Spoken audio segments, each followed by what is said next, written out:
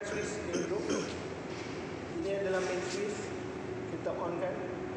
So dah keluar indikator apa semua, kita akan on air pipe.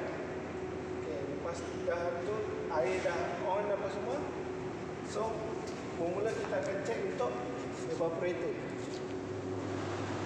Kipas evaporator. Yang ini untuk kompresor. So kat sini nanti kita akan setkan dia punya temperature 40.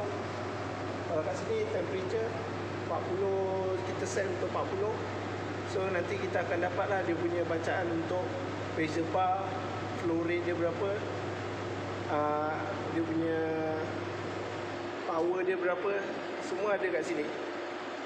So lepas daripada evaporator tu dah settle, kita akan on kan untuk kompresor pula. So kompresor akan dapat kat sini.